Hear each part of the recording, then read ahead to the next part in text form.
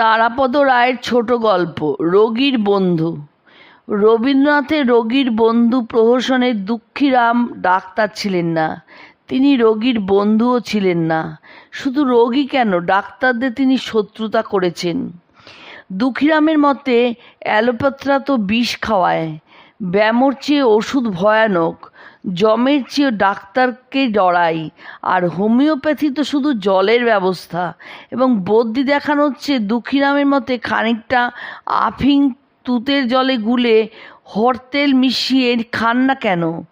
দুঃখীরামবাবুর প্রতি আমার নিজস্ব মনোভাব সদয় নয়। তিনি ডাক্তারদের অপবাদ দেন, রোগীকে অযথা ভয় দেখান, কিন্তু কালক্রমে দৈবের অদৃশ্য লিখনে নিতান্ত অনিচ্ছা সত্ত্বেও আমি আরেক দুঃখীরাম হয়ে উঠেছি। হয়তো কোনো রোগী বা অসুস্থ ব্যক্তিকে মৃত্যু ভয় দেখানোর মতো অমানুষ আমি নই, কিন্তু সেই কবে থেকে আমি ডাক্তারবাবুদের অপবাদ দিয়ে যাচ্ছি, তাদের নিয়ে ঠাট্টা তামাশা করছি। তারা যে আজও আমি অসুস্থ হলে আমাকে দেখতে আসেন, ওষুধের দোকানি আজও আমাকে ওষুধ দেন, সেটাই আশ্চর্য। অথচ ভালো ডাক্তার দেশে যে নেই তা তো নয়। আমি এক ডাক্তারবাবুকে জানি, কঠিন রোগগ্রস্ত আমার এক আত্মীয়কে যিনি চিকিৎসা করেছিলেন।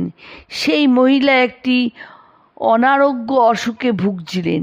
তিনি জানতেন, তিনি বুদ্ধিমতী ছিলেন, তিনি বুঝেছিলেন এই অসুখই তার কাল।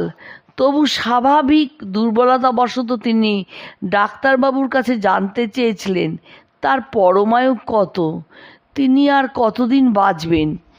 ডাক্তারবাবু ভালো লোক, সৎ লোক, একটু আমতা আমতা করে বললেন, আপনি কি টিভিতে কোনো নূতন সিরিয়াল দেখছেন? ভদ্রমহিলা বললেন, হ্যাঁ। ডাক্তারবাবু আবার জিজ্ঞেস করলেন, আপনি কোনো রবিবাসরীয় বা সাময়িক পত্রিকায় কোনো ধারাবাহিক লেখা পড়তে আরম্ভ করেছেন? ভদ্রমহিলা বললেন, হ্যাঁ। ডাক্তারবাবু বললেন, এটা ঠিক করেননি। আর কোনো নতুন ধারাবাহিক সিরিয়াল দেখা বা ধারাবাহিক লেখা পড়া আরম্ভ করা উচিত হবে না। ডাক্তারবাবুর বক্তব্য পরিষ্কার হলেও ওই মহিলার পক্ষে ভালো নয়। ডাক্তারবাবুর মতে একটা ধারাবাহিক যতদিন চলবে ততদিন পর্যন্ত মহিলার বেঁচে থাকা সম্ভব নয়।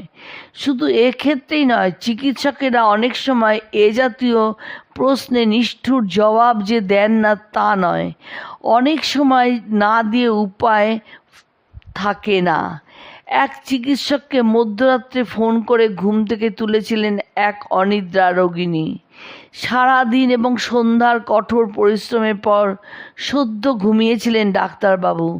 ঘুম থেকে উঠে ফোন তুলে তিনি শুনতে পেলেন রোগিণীর প্রশ্ন, ডাক্তারবাবু, আপনি কি ঘুমিয়ে পড়েছিলেন?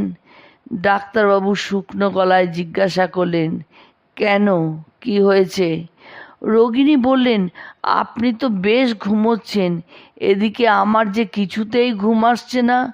দুবার ঘুমের ওষুধ খেলাম, তাও ঘুম কেটে কেটে যাচ্ছে।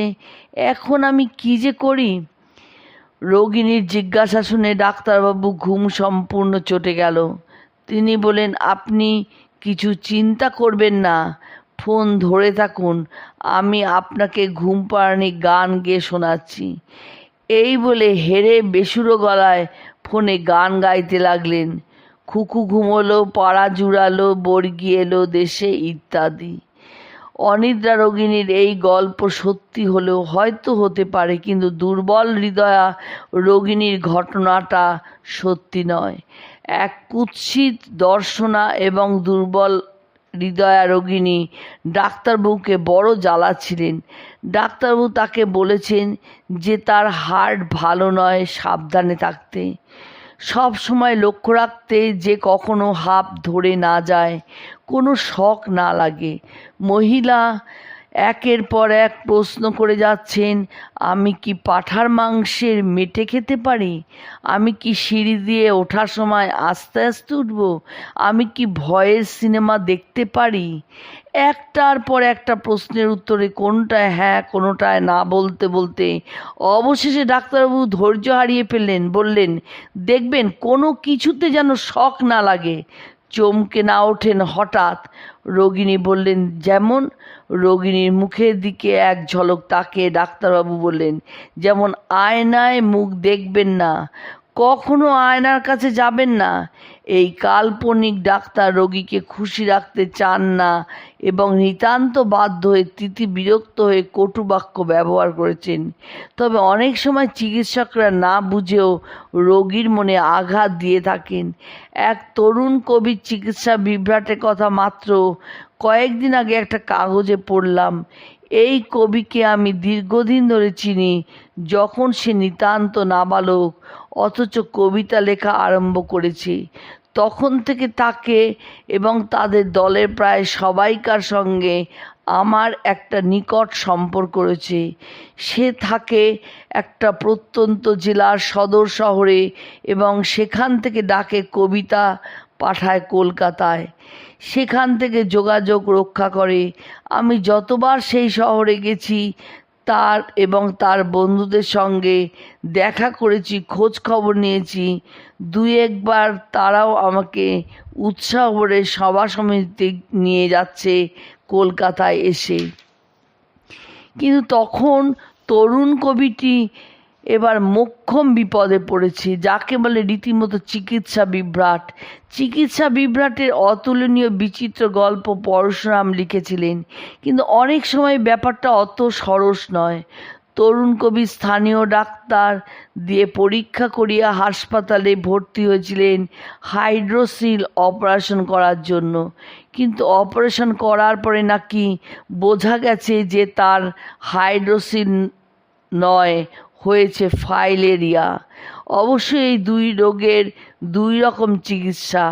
সে ডাক্তার রোগ নির্ণয় করলেন, আর যিনি অপারেশন করলেন যে যার মতো ভেবেছেন। সুখের বিষয়, তরুণ কবি এখন ভালো আছেন এবং শীঘ্রই সম্পূর্ণ সুস্থ হয়ে উঠবেন।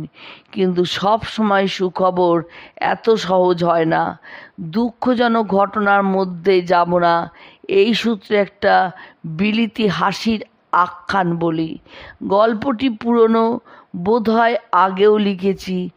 এক ব্যক্তি তার ডাক্তারকে বলেছিলেন, স্যার, একটু দেখে শুনে আমার চিকিৎসা করবেন।